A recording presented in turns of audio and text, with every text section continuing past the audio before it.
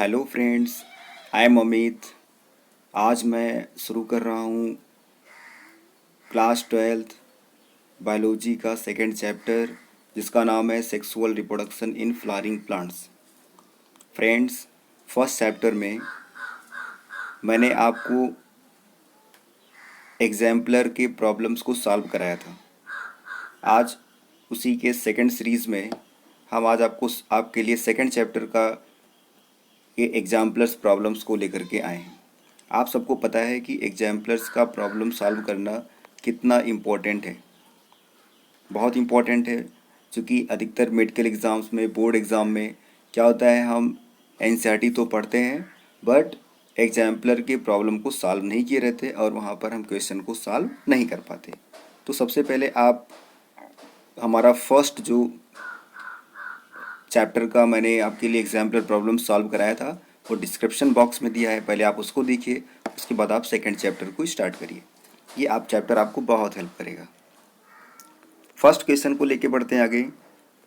First question है, among the terms listed below those that of are not technically correct names for a floral whorl are. पहले हमें question को समझना पड़ेगा। Question बोल रहा है कि इसमें से हमें उस टर्म को पता करना है। पहले हमें क्वेश्चन में पता करना पड़ेगा कि हमें उस टर्म को पता करना है जो टेक्निकली कैसा है, करेक्ट नहीं है, नॉट करेक्ट। तो टेक्निकली नॉट करेक्ट का मतलब क्या हुआ? मीन्स ये हुआ कि सपोज आपके पास कोई फ्लावर है, तो उस फ्लावर में कौन से पार्ट होंगे? 4 पार्ट्स होगा। एक पार्ट को हम बोलते हैं सेपल। एक पार्ट को क्या बोलते हैं? शेपल। दूसरे को क्या, सॉरी, हम क्या बोलते हैं इसको? फर्स्ट पार्ट को हम बोलते हैं, जो आउटर मोस्ट पार्ट होता है उसको बोलते हैं कैलिक्स। सेकेंड को क्या बोलते हैं? उसे हम बोलेंगे कोरोला। उसके बाद क्या बोलते हैं? एंडोशियम। और उसके बाद क्या बोलते हैं? गाइनोसियम बोलते हैं। तो यहाँ पे जो कैलिक्स, कोरोला, एंडोसियम और गाइनोसियम है, ये कैसा है? ये टेक्निकली करेक्ट पार्ट होता है, या उसको हम टेक्निकली करेक्ट बोलते हैं। बट यहाँ पर अगर आप ध्यान दें तो कार्पेल और शेपल ये दोनों कैसे हैं? टेक्निकली इनकरेक्ट होंगे। तो इसके लिए जो बेस्ट आंसर आप देख पा रहे हैं वो क्या होगा? जो आप बेस्ट आंसर देख पा रहे हैं वो आपके लिए हो जाएगा आंसर नंबर सी हो जाएगा। Okay, any problem? नो। आगे बढ़ते हैं सेकंड क्वेश्चन पर। एम्ब्रियो सैक, सेकंड क्वेश्चन पे बढ़ते हैं। Embryo sac is to ovule as is to an anther. कहने का सेंस है कि एम्ब्रियो सैक ओव्यूल का पार्ट होता है, तो एंथर का पार्ट क्या होगा? हमें अच्छे से पता है। एंथर को अगर आप देखें तो कुछ इस तरीके से बना होता है, और एंथर में क्या होता है? वहाँ पर होगा पॉलन सैक, और पॉलन सैक में क्या होता है? वहाँ पर होगा पॉलन ग्रेन्स हम देखते हैं। राइट, क्या देखते हैं? पॉलन ग्रेन्स देखते हैं। इस तरीके से यहाँ पर जो करेक्ट आंसर हमको मिलेगा वो क्या हो जाएगा? वो आपका होगा पॉलन ग्रेन। ओके फ्रेंड्स, आगे बढ़ते हैं थर्ड क्वेश्चन पे। इन अ typical complete bisexual and hypogynous flower, the arrangement of flower halls on the thalamus from the outermost to innermost means outermost से लेकर के innermost region तक क्या क्या होता है, हमको पहले फ्लावर को समझना पड़ेगा। अगर आप फ्लावर को ध्यान दें तो फ्लावर, सपोज ऐसा कुछ फ्लावर का पार्ट हुआ। 1 मिनट, सपोज हम ऐसा लेते हैं, ये कोई फ्लावर का पार्ट होता है, इस तरीके से फ्लावर हुआ। राइट, ये फ्लावर बन रहा है आपका, ये फ्लावर हुआ आपका। इस फ्लावर में पूछा जा रहा है थैलमस। थैलमस कहाँ होगा? थैलमस, ये रीजन को हम थैलमस बोल सकते हैं। राइट, तो यहाँ पे थैलमस के ऊपर से मीन्स आउटर मोस्ट से इनर मोस्ट की तरफ बढ़ने पर तो सबसे पहले क्या होगा? कैलिक्स होगा। सबसे पहले क्या होगा? कैलिक्स। कैलिक्स को कौन कंट्रोल करता है? कोरोला। इसके बीच में क्या मिलेगा आपको? एंड्रोसियम। और सबसे लास्ट में क्या होगा? गाइनोसियम होगा। तो इस तरीके से यहाँ पर जो बेस्ट आंसर हमको देखने को मिलता है वो क्या हो जाएगा हमारा? वो होगा फर्स्ट आंसर सही हो जाएगा। Okay, any doubt? अगले क्वेश्चन की तरफ आगे बढ़ते हैं। क्वेश्चन नंबर 4 एक बहुत इंपॉर्टेंट क्वेश्चन हमारे लिए, बहुत इंपॉर्टेंट क्वेश्चन है। ए डाइकोटिलेडोनस प्लांट्स बियर्स फ्लावर। बात समझनी है आपको। एक डाइकाट प्लांट है, ओके। उस डाइकाट प्लांट में क्या है, डाइकाट प्लांट है बट वो फ्लावर तो बनाता है लेकिन कभी भी वो फ्रूट का फॉर्मेशन नहीं करता। फ्लावर का फॉर्मेशन हो रहा है बट फ्रूट और सीड का फॉर्मेशन नहीं होता है। तो ये इसके पीछे का मोस्ट प्रोबेबल रीज़न क्या होगा, ओके। सिचुएशन को पता करना है। अगर हम पहला देखें option, plant is dioecious and bears only pistillate flowers. Second है, plant is dioecious and bears both pistillate and staminate flower. Plant is monoecious and plant is dioecious and bears only staminate flowers. सबसे पहले हमको staminate और pistillate का मतलब समझना पड़ेगा। देखिए ऐसे फ्लावर बहुत इम्पोर्टेंट है, ये हमको यहाँ पे बहुत ध्यान समझना है। ऐसे फ्लावर जो जिनमें पिस्टिल होता है, क्या होता है, पिस्टिल मतलब एक तरीके से क्या बोल सकते हैं, फीमेल पार्ट बोल सकते हैं। क्या बोल सकते हैं, फीमेल पार्ट होगा, ठीक है। और स्टेमनेट का मतलब क्या हुआ, स्टेमनेट का मतलब हुआ आपका मेल पार्ट, आप उसको बोल सकते हो। क्या बोल सकते हो, मेल पार्ट बोल सकते हो, राइट। आगे बात समझते हैं। इसमें बोल रहा है कि सिचुएशन ऐसी है जब फ्रूट एंड सीड का फॉर्मेशन नहीं हो सकता है। आपको समझना है कि सीड का फॉर्मेशन किससे होता है, ओव्यूल से होता है। फ्रूट का फॉर्मेशन कैसे होता है, ओवरी से होता है। तो ओवरी और ओव्यूल किस में मिलेगा, ये आपको पिस्टिलेट फ्लावर्स में मिलेगा। इसका मतलब हम क्या कह सकते हैं, इसका मतलब हम बोल सकते हैं कि जिसमें जो पिस्टिलेट फ्लावर है उसमें सीड और फ्रूट बनेगा। बट अगर दोनों है तब भी बनना चाहिए, ओके। मोनोइसियस है तो भी बनने का चांस हो सकता है, ठीक है। मोनोइसियस का मतलब है एक ही प्लांट में मेल और फीमेल दोनों हों।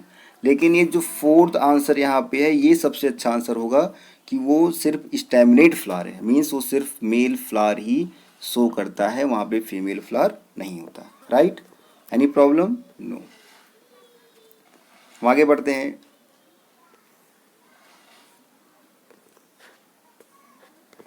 अगला जो क्वेश्चन हमारे पास है, the outer most and, next part हम देखते हैं। द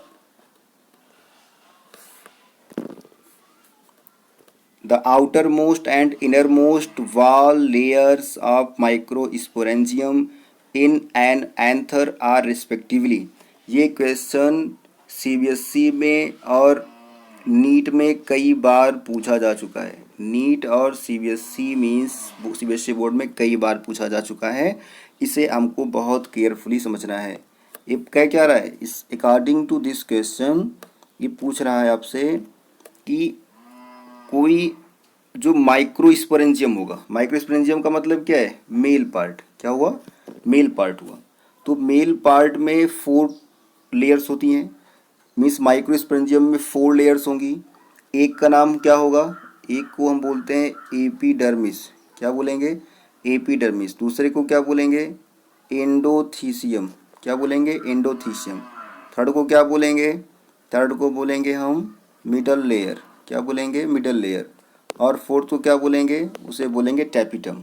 तो जो टैपिटम होता है, ध्यान दें, जो टैपिटम, अगर आप इसको इस तरीके से समझने का प्रयास करें, जैसे ऐसे इस तरीके से अगर आप इसको समझेंगे तो ये जो सबसे बाहर की लेयर होती है इसे हम क्या बोलते हैं, एपिडर्मिस बोलते हैं। इसके अंदर वाले को क्या बोलते हैं, एंडोथीसियम। इसके अंदर वाले को क्या बोलेंगे, मिडिल लेयर। और फोर्थ क्या होगा, जो सबसे अंदर होता है, टैपिटम को बोलते हैं। इस तरीके से अगर आप ध्यान दें तो जो आउटर मोस्ट लेयर है, ओके, कौन सी लेयर है, जो आउटर मोस्ट लेयर है उसे हम क्या बोलेंगे, यहाँ पर उसे हम कह सकते हैं क्या, एपिडर्मिस। और जो इसका मतलब है कि 3 ऑप्शन तो सही हो सकते हैं, पहला ऑप्शन रॉन्ग हो जाएगा। लेकिन जो इनर मोस्ट लेयर होता है वो क्या होगा, tapetum. So the best answer here is the D answer, आपका बेस्ट आंसर होगा। अगले क्वेश्चन की तरफ आगे बढ़ते हैं। क्वेश्चन नंबर 6 पूछ रहा है आपसे, during microgenesis meiosis occurs in. ध्यान से समझना है हमको इस बात को। Microsporogenesis means formation of microspore. Formation of microspore. Microspore का मतलब क्या हुआ? माइक्रोस्पोर का मतलब होता है पॉलन ग्रेन्स का फॉर्मेशन। क्या हुआ? पॉलन ग्रेन्स का फॉर्मेशन। इस सिचुएशन में मियोसिस किस पार्ट में मिलेगा? मियोसिस किस पार्ट में मिलेगा? एक ऑप्शन है एंडोथीसियम, एक ऑप्शन है माइक्रोस्पोर मदर सेल्स, एक है माइक्रोस्पोर टेट्राड्स और फोर्थ है पॉलन ग्रेन्स। तो यहाँ पर जो आंसर आपका हो जाएगा वो क्या होगा बच्चों? वो हो जाएगा माइक्रोस्पोर मदर सेल हो जाएगा। ओके, ठीक है। नेक्स्ट क्वेश्चन की तरफ बढ़ते हैं। Question number 7, from among the sets of term given below identify those that are associated with the gynoecium. Okay, ये कहने का सेंस है गाइनोइशियम हमको समझना है। क्या समझना है हमको? हमको समझना पड़ेगा यहाँ पे गाइनोइशियम। हम सबको पता है गाइनोइशियम क्या होता है। ये फीमेल पार्ट होता है किसी भी फ्लावर का। क्या होता है? फीमेल पार्ट होगा। और इस फीमेल पार्ट को अगर आप केयरफुली समझें तो यहाँ पर क्या कौन कौन सा रीजन हो सकता है, ये हमसे पूछा जा रहा है। देखिए, पहला ऑप्शन देखते हैं, स्टिग्मा। ये फीमेल का पार्ट होता है, ओव्यूल भी होता है, एम्ब्रियोसाइक भी होता है और प्लेसेंटा भी होता है। इस तरीके से इसके सही होने का चांस मैक्सिमम है। लेकिन फोर्थ ऑप्शन देखिए, ओव्यूल स्टमेन। स्टमेन क्या होता है? ये होता है मेल पार्ट। कौन सा पार्ट होगा? मेल होगा। अगर हम सी ऑप्शन देखें तो यहाँ पे टैपिटम वर्ड मिल रहा है, और टैपिटम अभी मैंने आपसे एक दो क्वेश्चन के पहले समझाया था, ये कहाँ मिलता है? माइक्रोस्पोर। माइक्रोस्पोर का मतलब क्या हुआ? मेल की बात की जा रही है।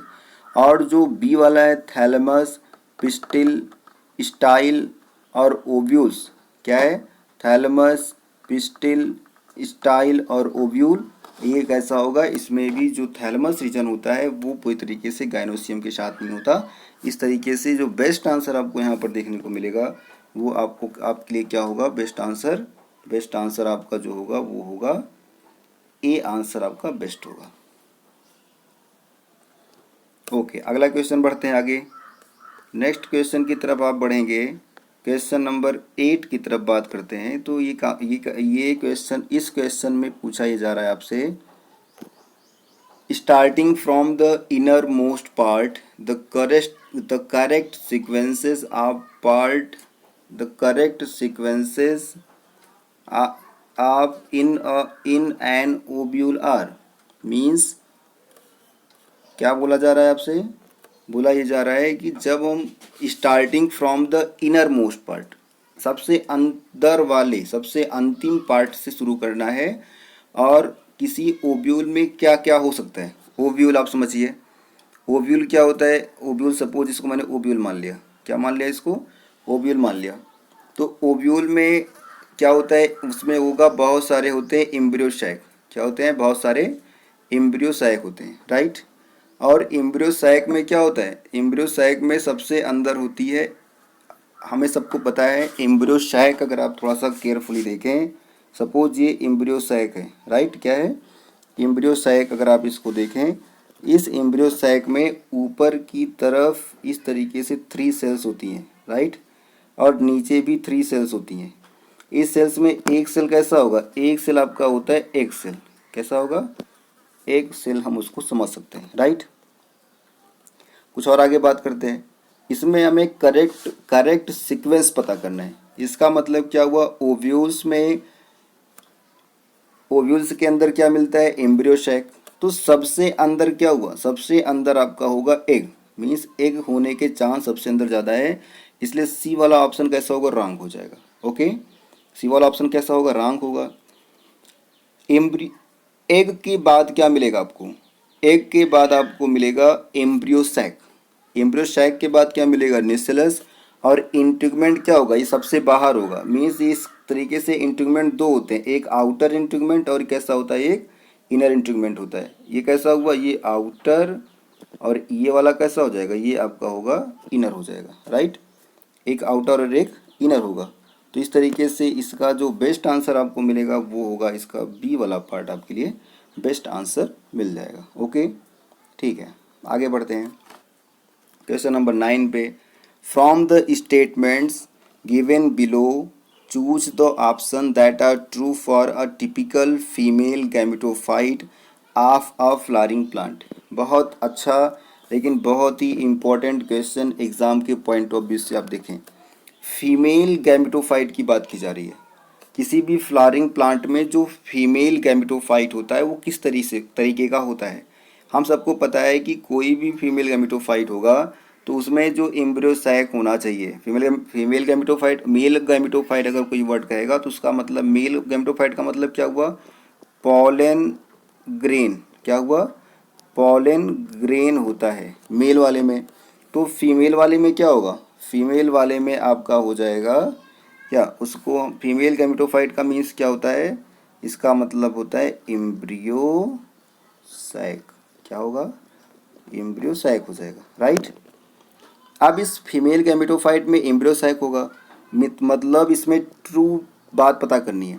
तो पहला ऑप्शन देखते हैं, it is a 8 nucleated and 7 sailed eight maturity. ये बिल्कुल करेक्ट आंसर होगा। पहला वाला कैसा है? बिल्कुल करेक्ट है। हम देखते हैं इसमें फर्स्ट कहाँ कहाँ पे। इसका मतलब है कि बी और डी यहाँ पे हो जाएगा रॉन्ग। चांसेस किस में है? ए और सी के सही होने के चांस यहाँ पर हमको दिखाई दे रहे हैं। सेकेंड है, it is a free nuclear during the development. Third है, it is situated inside the integument but outside the nucellus. ये वाला ऑप्शन थोड़ा सा रॉन्ग दिखाई दे रहा है। क्यों? क्योंकि इसलिए रॉन्ग दिखाई दे रहा है कि अभी इससे पहले वाले ऑप्शन में हमने देखा, क्वेश्चन नंबर 8 में, जहाँ पे हमने देखा था कि सबसे आउटर मोस्ट में एग, उसके बाद क्या होता है? उसके बाद होता है एम्ब्रियो सैक, उसके बाद क्या हुआ? उसके बाद आपका होता है उसके बाद आपका होगा न्यूसेलस और सबसे लास्ट में इंटीग्यूमेंट। इसका मतलब है कि जो आपका एम्ब्रियो सैक है उसके बाहर होगा न्यूसेलस और उसके बाहर क्या होगा? इंटीग्यूमेंट होगा। यहाँ पर क्या होगा? ये एम्ब्रियो सैक होगा। इस तरीके से सी वाला ऑप्शन भी हो गया रॉन्ग। इसका मतलब है आपका सी वाला आंसर भी कैसा हो जाएगा? Wrong. Fourth, it has an egg apparatus situated at the chalazal end. ये भी रॉन्ग आंसर है, क्योंकि एग apparatus जो होता है वो किधर होगा? वो माइक्रोपाइलर रीजन पर होता है। सो द बेस्ट आंसर आपको जो मिलने वाला है, मीन्स क्वेश्चन नंबर 9 का जो बेस्ट आंसर आपको मिलेगा वो क्या होगा? वो हो जाएगा आपका सी आंसर, यहाँ पर बेस्ट आंसर होगा। 10th नंबर क्वेश्चन पे देखते हैं, autogamy can occur in a chasmogamous flower. सबसे पहले हमको समझना पड़ेगा कि ऑटोगैमी होती क्या है। ऑटोगैमी का मतलब होता है when pollination occurs in a same plant. एक ही प्लांट में आपस में पॉलिनेशन हो जाए, मीन्स पॉलिन ग्रेन, एक ही प्लांट का पॉलिन ग्रेन अपने ही प्लांट के जो फीमेल का पार्ट है उसके स्टिग्मा तक पहुंचता है, तो ऐसे केस को, ऐसे पॉलिनेशन को हम ऑटोगैमी बोलते हैं। बोलता है ये चैस्मोगैमस फ्लावर में मिलता है। तो इसमें इसका रीज़न क्या है? पहला है कि pollen matures before maturity of ovule. ऐसा हो नहीं सकता है। क्यों? क्योंकि पॉलन ग्रेन्स और ओव्यूल मीन्स उसमें जो दोनों की मेच्योरिटी सेम लेवल की होनी चाहिए। ये गलत हो जाएगा। बी है, ovules mature before maturity of pollen. ये भी गलत है। थर्ड है, both pollen and ovules mature simultaneously. Means जब आप सिंपल सी बात समझिए, ऑटोगैमी कब हो सकता है? ऑटोगैमी का मतलब है when both are ready at equal time, तभी ऑटोगैमी होगा। इस तरीके से इसका जो बेस्ट आंसर आपको देखने को मिलेगा वो क्या हो जाएगा? वो आपको सी मिलेगा। ओके,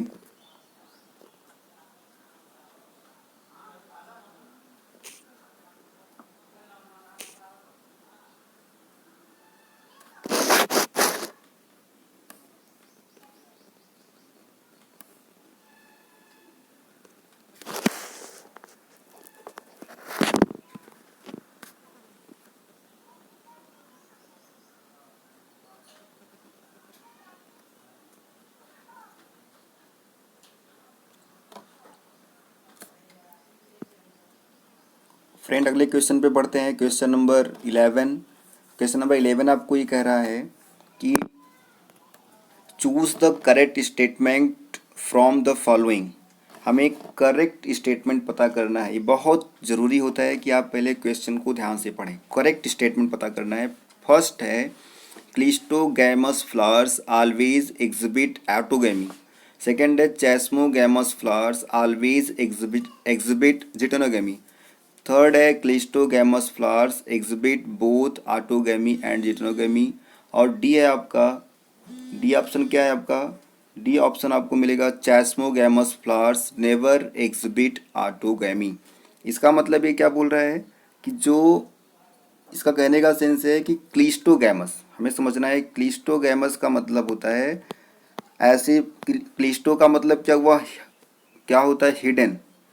क्लिस्टो का मतलब क्या होता है, इसका मतलब होता है हिडन, और गैमस का मतलब होता है फ्लावर। ऐसे फ्लावर जो हमें दिखाई नहीं पड़ते या जो क्या होते हैं प्लांट के अंदर छिपे होते हैं, उसमें सिर्फ ऑटोगैमी ही हो सकती है, उसमें जिटेनोगैमी नहीं हो पाएगी। क्यों? क्योंकि जिटेनोगैमी तब हो पाए, ऑटोगैमी का सेंस क्या होता है, when one flower which having both male and female reproductive part, उससे हम ऑटोगैमी बोलेंगे, या उसी फ्लावर में ही ऑटोगैमी हो सकती है। और जिटेनोगैमी का मतलब क्या हुआ कि किसी एक प्लांट में जो डिफरेंट डिफरेंट फ्लावर्स हैं उसमें जो होने वाला पॉलिनेशन होता है उसे हम जिटेनोगैमी बोलते हैं। तो क्लिस्टोगैमस फ्लावर क्या होता है, बिकॉज वो कभी ओपन नहीं होता है, वो हमेशा छिपा रहता है, हिडन रहता है उसका फ्लावर, इसलिए उसमें सिर्फ क्या होने की पॉसिबिलिटी ज़्यादा है, उसमें पॉसिबिलिटी ज़्यादा है सिर्फ और सिर्फ ऑटोगैमी होने की प्रोबेबिलिटी मैक्सिमम होगी। ओके, अगले क्वेश्चन पे पढ़ते हैं। A particular species of plant produces light. बहुत इंपॉर्टेंट क्वेश्चन हमको दिखाई दे रहा है, ये क्वेश्चन काफ़ी इंपॉर्टेंट है। A particular species of plant produces light non sticky. कैसा है, लाइट है, नॉन स्टिकी मतलब जो चिपकने वाला ना हो, और ज़्यादा नंबर में भी है, लार्ज नंबर पर है, and its stigmas are long and feathery. Stigma कैसा है, लॉन्ग एंड फीदरी है। ये किस टाइप के पॉलिनेशन के लिए हेल्पफुल होगा, देखिए समझना है हमको, बहुत इंपॉर्टेंट। पॉलिनेशन का मतलब क्या हुआ कि पॉलिन ग्रेन का स्टिग्मा तक पहुंचना। पहला है इंसेक्ट, तो इंसेक्ट में जो होना चाहिए वो कैसा होना चाहिए, क्योंकि इंसेक्ट अपने फीट के मतलब अपने पैर से में चिपका करके किसी चीज़ को आगे, किसी पॉलन ग्रेन को आगे बढ़ाता है। बट यहाँ पे नॉन स्टिकी जो टर्म दे दिया है, तो नॉन स्टिकी अगर हो जाएगा तो वो उसके फूड में कैसे स्टिक हो पाएगा, इसलिए इस तरीके से पहला वाला ऑप्शन यहाँ पे कैसा होगा, रॉन्ग। दूसरा है वाटर, वाटर में कैसा होना चाहिए, यहाँ पर जो होना चाहिए वो कैसा होना चाहिए, यहाँ पर ऐसे होने चाहिए जो थोड़े से कैसे हों, लॉन्ग तो होने चाहिए, नॉन स्टिकी भी होने चाहिए, लेकिन फिदरी नहीं होने चाहिए, उड़ने वाला नहीं होना चाहिए। ऐसा हो जाएगा तो फिर वो उसका कोई मतलब नहीं होगा। और उस पर एक कोटिंग भी होती है जिसको हम म्यूसिलेजिनस कोटिंग बोलते हैं, वो यहाँ पर शो नहीं किया गया, इसलिए इसका बी वाला ऑप्शन भी सही नहीं होगा। सी वाले ऑप्शन पे चलते हैं। विंड, विंड के लिए बिल्कुल सही दिखाई दे रहा है क्योंकि लाइट भी होना चाहिए, जितना हल्का रहेगा उतना तेज़ी के साथ हवा उसको अपने साथ ले जाएगी। अगर स्टिकी होगा तो कहीं भी जाके चिपक जाएगा, ऐसा नहीं होना चाहिए। क्योंकि हवा ले जा रही है, विंड से जा रहा है, तो काफ़ी ज़्यादा उसकी अमाउंट की आवश्यकता होती है। फेदरी, सबसे अच्छा वर्ड जो हमको पहचानने में हेल्प करेगा वो क्या है, फेदरी। फेदरी का मतलब है जिसमें उड़ने जैसी एक कह सकते हैं कि टेक्निक दिखाई पड़ती है, एक फीदर लाइक स्ट्रक्चर दिखाई पड़ता है। इसलिए इसका जो बेस्ट आंसर हम देख पा रहे हैं वो क्या होगा हमारे लिए, सी ऑप्शन इसके लिए कैसा होगा, विंड इसके लिए बेस्ट आंसर हो जाएगा। अगले क्वेश्चन पे आगे बढ़ते हैं। 13 क्वेश्चन पे, from among the situations given below choose the one that prevents both autogamy and जिटेनोगैमी।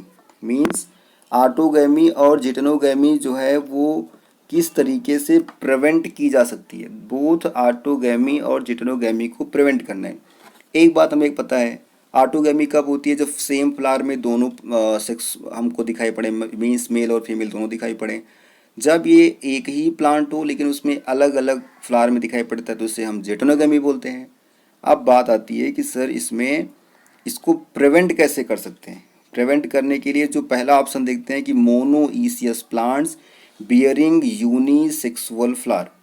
देखिए यहाँ पे ए वाला ऑप्शन से नहीं कर पाएंगे क्योंकि मोनोइसियस प्लांट है। इसका मतलब है कि इस प्लांट में दोनों टाइप के फ्लावर मिलेंगे, तो वहाँ पे ऑटोगैमी नहीं होगा, तो जिटेनोगैमी श्योर हो जाएगा। बी वाला ऑप्शन देखते हैं, dioecious plant bearing only male or female flowers. Dioecious का मतलब होता है जिसमें ऐसे प्लांट जिसमें मेल और फीमेल अलग अलग प्लांट पे हों। थर्ड देखते हैं, monoecious plant with bisexual flower. तो ये भी नहीं हो सकता क्योंकि मोनोइसियस प्लांट है और इसमें दोनों सेक्स के फ्लावर मिलेंगे, तो वहाँ पर तो ऑटोमेटिकली जेटोनोगैमी आपको मिल जाएगी। ओके, तो इसमें फोर्थ देखते हैं, dioecious plant with bisexual flower. ये भी नहीं हो सकता, इसलिए यहाँ पे जो बेस्ट आंसर हम देखेंगे वो क्या होगा, इसका बी वाला आपको बेस्ट आंसर मिल जाएगा। ओके, अगले क्वेश्चन पे बढ़ते हैं। In a fertilized embryo sac the haploid diploid and triploid structures. हमें haploid diploid and triploid structure पता करना है। डिप्लाइड का मतलब क्या हुआ, 2n। इस तरीके से अगर हम देखेंगे तो जाइगोट यहाँ पर जो दिखाई पड़ रहा है, जाइगोट में कैसा होता है, ये 2n होता है। हैप्लाइड देखेंगे तो सिनर्जिड कैसा होता है, हैप्लाइड होगा। और ट्रिप्लाइड देखेंगे मतलब 3n अगर देखने जाओगे तो क्या मिलेगा, प्राइमरी एंडोस्पर्म न्यूक्लियस आपको मिलेगा। इस तरीके से इसका जो सबसे सही आंसर हमको दिखाई पड़ रहा है वो क्या हो जाएगा, वो हो जाएगा ए। ओके, अगला क्वेश्चन पढ़ते हैं, question number 15। In an embryo sac the cells that degenerate after fertilization are. In an embryo sac the cells that degenerate after fertilization. आप ध्यान दें, एम्ब्रियो सैक में कौन कौन सेल होती है, एग सेल होती है, सिनर्जिड्स होता है, एंटीपोडल सेल्स होती हैं, ये सब आपको मिलेगी। इसका मतलब है जो कि एग सेल कैसा हो जाएगा, एग सेल तो फर्टिलाइज होने के बाद जाइगोट में बदल जाएगा। सेकेंडरी न्यूक्लियस जो होता है वो प्राइमरी एंडोस्पर्मस सेल्स में बदल जाएगी। तो डीजनरेट क्या होगा, इंपॉर्टेंट बात आपको समझनी है। डीजनरेट क्या होने वाला है, डीजनरेट का मतलब है कि जो जिसका कोई यूज नहीं बचा, तो वो हो जाएगा सिनर्जिड्स और क्या होगा, एंटीपोडल सेल। ये दोनों आपकी क्या हो जाएंगी, डीजनरेट हो जाएंगी। तो बेस्ट आंसर बच्चों क्या होगा, 15 का जो बी ऑप्शन है वो आपका क्या होगा, वो आपका बेस्ट आंसर हो जाएगा। Okay, question number